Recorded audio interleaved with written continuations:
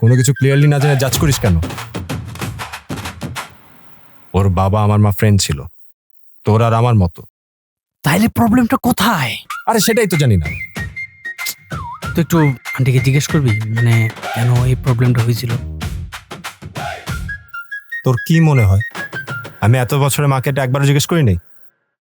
ও, তার মানে আন্টি এটা বলতে চাচ্ছে না।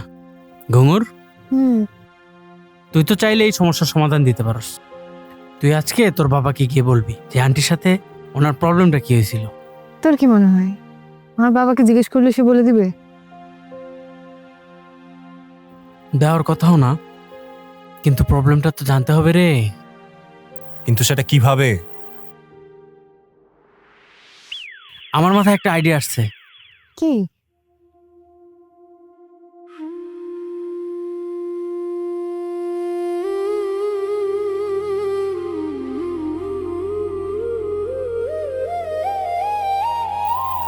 আমার না খুব টেনশন হচ্ছে।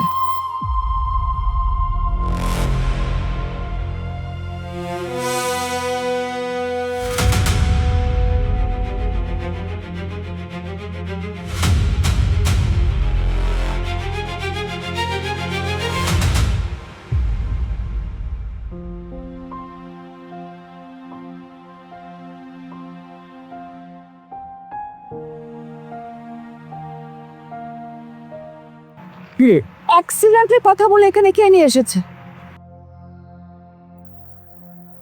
আমাদের অ্যাক্সিডেন্ট হয়নি মা।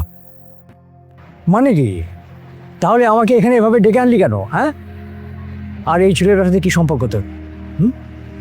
আমি কতদিন তোকে বলেছি যে এই ছেলের সাথে কোনো সম্পর্ক রাখবি না, তারপরে তো আমার কথা শুনলি না।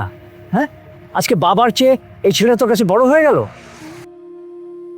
আমি তো কোনোদিন ওদের ছায়া আমার সামনে পড়তে দিতে চাইনি, আজকে তুই আমাকে ওদের সামনে ছোট করলি।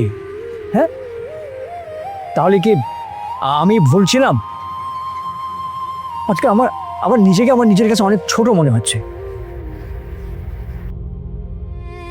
দাঁড়াও,